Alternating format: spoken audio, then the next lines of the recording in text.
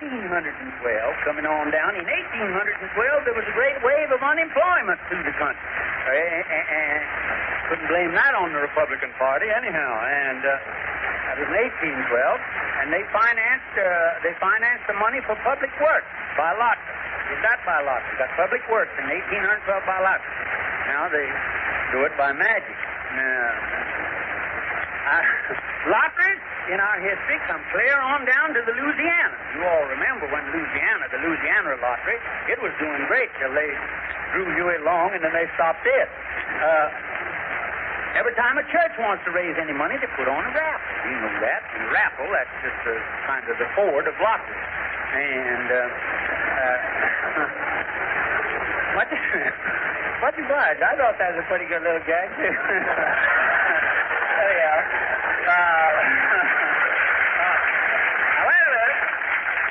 Millions of dollars was bet yesterday on the Kentucky Derby, and there's just hundreds and hundreds of millions goes out of this country every year to foreign lotteries. Now, here's my plan.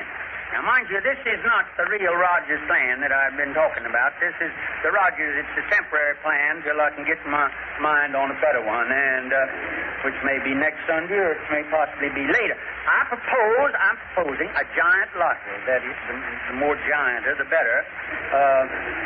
Let the government, still, big one. It's to be put on by the government, or still there's a lot of kick about the government going into business, so we may have to let the United States Chamber of Commerce put it on. And, or maybe the American Federation of Labor, or the Elks, or the Legion, or, my plan is to let each organization sell all the tickets they can, for the lottery. The government sells, the U.S. Chamber sells, the Federation, the Elks, the Legion, every organization, women's clubs, everything. Then the one selling the most is automatically the best organization, the business organization, and we don't have this argument over who's the best. If the U.S. Chamber wins, they will have proved it instead of just admitting it like they are now. In most lotteries, I imagine they take out about 20 or 25% for the charity that they're doing it for. But in my plan, the RLTURCCOABL plan, that's the Rogers Lottery temporary until I can think of a better plan. And remember the initials now. RLTURCCOAB plan, Rogers Lottery temporary emergency plan until I can think of a better one. I take 50% of the whole fund. It goes to relief, and 10% goes to expenses. See what I mean? And and commissions to the people that sell the tickets. Now, the 40% goes to the winners. You say, yeah, but will they invest this money when they only get 40% of it back? Certainly, because they don't know. The winners or the losers wasn't going to get anything, and the winners ought to be tickled to get that much back. And they don't know whether they're going to win or not, anyhow. And all this money is to go to pay for all relief. Now, mine, it does away with all this relief money they're spending. This replaces all of the all relief. And all things of a charitable nature. Anything that we've got, this is by charity. But this is a big thing in my plan. How are you going to make the rich fella, the old conservative rich fella, buy any tickets? Well, make every man who's got to buy and spend 5% of his salary or his earnings has got to go for, he's got to get, out of his gross income, he's got to spend 5%, see? If he makes $100,000 a year, he's got to buy $5,000 worth of tickets. If he makes $1 million, he's got to buy $50,000 worth of tickets. Now, he's got to give half of those tickets to a fund, and this fund is to provide tickets for all people that can't afford to buy any, see? That's for the poor people, women, children, and all. Charity patients in the hospital, every man, woman, and child in this country must have a ticket. In that way, we keep it a democratic country. You see, according to my plan, you make the moneyed entrants pay for the less fortunate. It's the only plan that a rich man won't kick on, for he still is holding thousands of tickets of his own. You see what I mean? After you give up half of them, you can always get money out of a rich guy if you can show him where there's a chance that he's liable to bring something home with him, Then, too, he feels like he's provided thousands of tickets for the ones, that maybe couldn't bought the tickets, Whole thing is a kind of a glorified Wall Street, only you don't need as much money and you have more chance to win. That was the idea.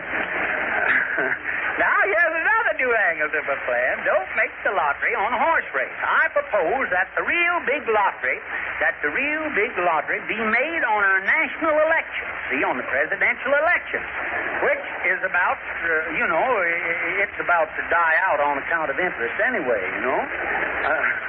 I don't know, we're just losing interest in them. You see, our two national parties have got to a point where there's no difference in them anyhow. You can't tell the Democrats, well, whatever one will promise, the other will see them and then raise them. And then if there's a third party, it adds up what the other two have promised, and it'll promise as much as both of them combined. And the general public, I don't know, they just lost all the taste in them. You don't care nothing about them. Now, in my plan, everybody that has hopes for running for president on any and all tickets, his name is in there. See, it's all in there, like it is these horses in the Grand National and the Kentucky Derby or any of these sweepstakes. The names are all in there. Then a couple of weeks before election, or a month, you draw out these names.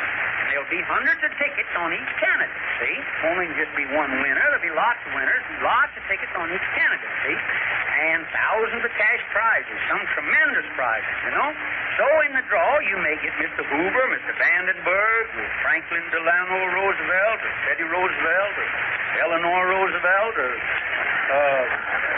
Buzzy Roosevelt, or Sister Roosevelt, or Father Coughlin, Upton St. Clair, Townsend, Dewey, Governor Kansas, Ogden Hill, maybe Clark Gable.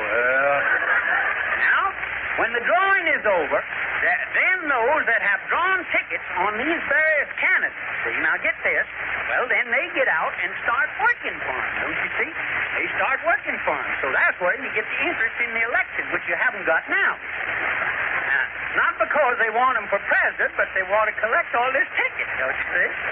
In that way, we can make our elections a big event. We can make the American election as big a thing as the Grand National in England, And just as important to the world as that is. Or maybe we can make it as big as the Kentucky Derby or the Santa Anita Handicap.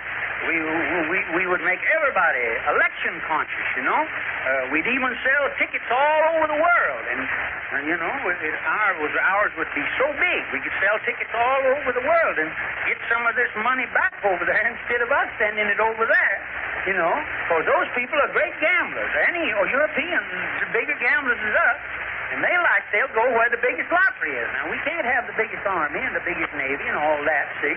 But we can have the biggest lottery. And I believe if you take this plan, you adopt the Rogers, RLCUICTOAB, and put that in, and put on the biggest lottery has ever been, I believe we're going to get our debts back. That's what I think, because if they send $1 over and we make 60 cents out of it, we're going to make some money out of it. Well, that's what I got. Now, I looked over. I got a minute here before this guy's got to blow this horn, this cigar.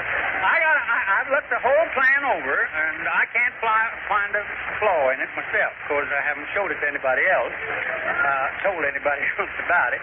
The poor would be for it, and the rich would be for it, and the candidates would be for it, and it would give... Well, here's the main thing it would do. It would give a national elections the thing they like now, which is, which is dignity and prestige, That's what it would give. Thank you very much. Yeah.